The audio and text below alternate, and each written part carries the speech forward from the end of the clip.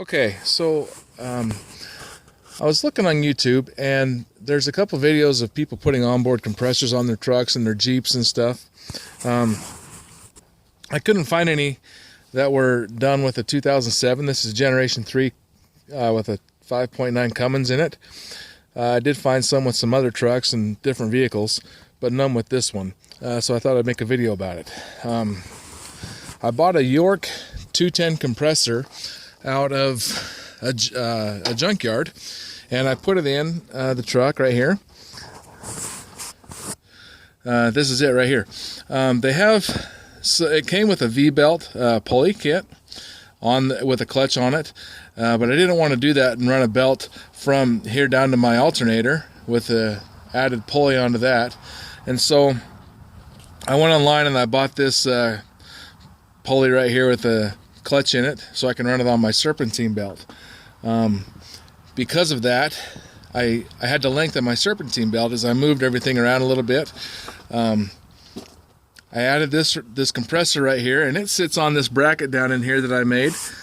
Right there is where the alternator used to bolt to that. I moved the alternator. If I was looking at it from right here in this direction, I moved that alternator, let's see, 90 degrees clockwise. And I took the top bracket where the alternator used to bolt to, and I bolted the top part of that alternator to the bottom bracket, and then I built a bracket to catch that other bottom bracket over to right down in there. You can see that alternator is bolted to that bracket down there.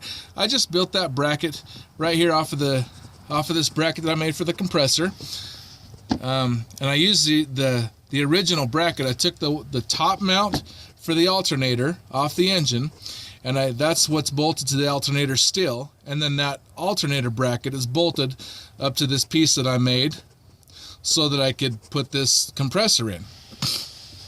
And it fits in there pretty good. It fits in there nicely and everything works okay. Let's see if we can see down in there to see that. Not really. But anyway, there's that compressor right here. With that, they don't have a belt that would fit exactly again, so I had to move my idler pulley right here. I moved that wheel right there. It used to be bolted to right back in there. You see where that new plate is bolted to? I had to bend an offset in that bracket so that my idler pulley would stay in line with everything so the belt doesn't slip off. And I welded this bracket right here so it won't be moving around on me. And then I think it's a 149-inch belt or something like that.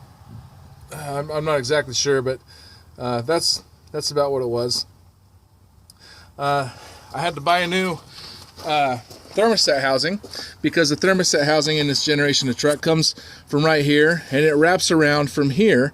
It goes around to where this compressor was, and then it comes around the front back over here to the top of the radiator.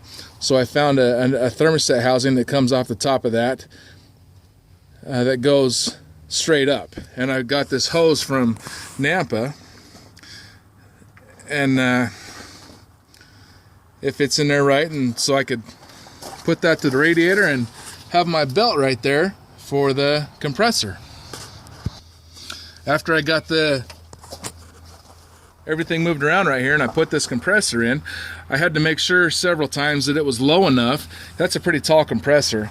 I had to make sure it was low enough that it would clear my hood when I closed the hood. And it's actually really close to the hood when I close it. But with these fittings right here, these are called Roto-Lock fittings that I got on eBay. That's a special thread that air conditioners use. That's what this is. It's an old air conditioning compressor out of an old Ford car, a Peterbilt truck or something. They used to use them back in the 80s. Anyway, these compressors, I got those on eBay, and those were pretty close to the top of the hood. And it's so close, in fact, when I finally finished everything up and I put these hose clamps on, I had this hose clamp on the top, and I went to shut my hood, and it didn't shut. It's so close, and it even put a little dent right there in my hood. I don't know if you can see it or not. But anyway, I moved that hose fitting back around to the bottom. And that's the the suction side of this compressor. And what I did is I took that hose right here. I've seen some where guys put filters right here, and so that's where they have their supply for their compressor. But I thought that I'd try to get some cooler air and bring it into from my cool air intake. So I took this hose down here and I went down to the bottom of my air box right down there. I drilled a hole. I don't know if you can see it in the video very well, but that hose just goes right into there. That hose fits perfectly in there, so there's no gap. And then I took the end of that hose right here and I put it in my filter box. And I put this filter on the end of it. I got that at O'Reilly's for about 12 bucks or something like that. And I just let that sit in here like this, right there in my cold air intake. And then my filter fits on top of that real nicely. Another thing that I did with this compressor is they come with a couple 3/8 tapped holes right there, and I changed that so I could check the oil level in that. It has a sump down there in that crankcase where your oil is, and I want to make sure that I don't run that dry, and I put a sight glass there, and you can see the oil level right there, and that's just about perfect, right where I want it. I just put a couple fittings right there, and then this hose right here coming out the top is a vent for that crankcase so that it runs a little bit more efficiently. The other side of that compressor has, when I got it from the junkyard, it was stripped. So I drilled it out to a bigger hole and I put a 1/2-inch bolt there. And I put a seal inside that and a lock washer, and that's where I can fill the oil if I ever need to. Coming out the discharge side of this, I have some fittings that I got from a hose shop, and it comes across over to this that I made, this manifold that I made. It has a filter right here where I separate the oil out of the air lines. If any oil ever gets pushed up into that system, it'll catch right there in that filter, and it goes through that check valve right there. And then this is my unloader right here, so that it depressurizes this high pressure line to an air gauge there, and that's a safety pop-off valve. It's a 200 psi pop-off valve.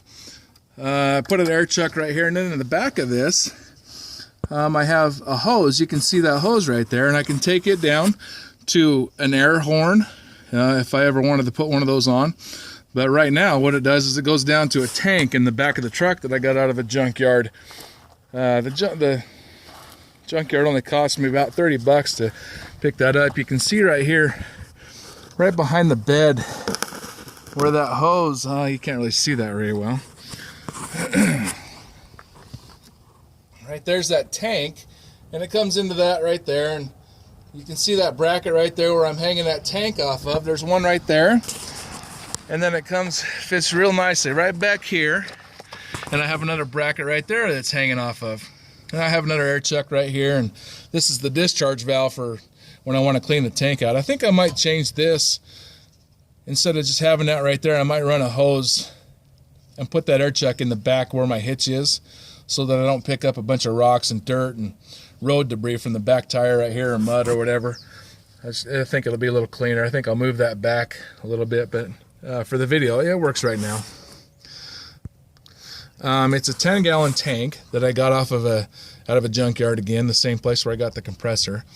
And this compressor I have on my truck, it'll fill this up to 170 psi in about 4.5 minutes. So I'll go into the cab and we'll show you what I've done in the cab with that. Okay, so here we are in the cab. I put another gauge right here to know where my pressure is on that tank. And I put this switch right here so that it's a master switch is what it is. And so when this switch is on, then the system will work. It'll work over to that pressure switch underneath the hood that we saw. If it's in auto and the system's calling for pressure, it'll operate that clutch off of a control wire. Here's the control wire right here I got off my battery. This runs up into the cab, and then it comes back off of that switch into the pressure switch here. That's the off position, and then I'll just leave it in auto right there, so when it calls for pressure it'll operate. And then it comes over, and when it calls for pressure it'll operate this clutch right here. When the truck's running, it'll pump air. So let's run over and start this truck, and we'll see if we can get it to operate for us on the video here. So I'll just turn the pressure switch on now. Okay. So now you can see that that compressor is working because it's filling up this gauge right here.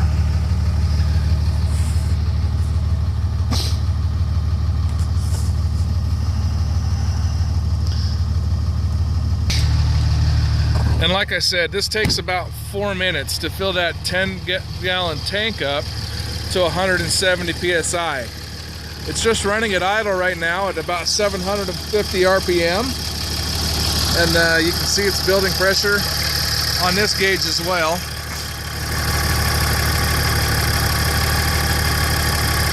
Right back there. I'll cut this video out so you don't have to watch this just run forever. Okay, so we've been running for a couple minutes here. We're up to about 160 psi right now, and it should cut off here at about 170. We'll watch that clutch cut off as it builds pressure here.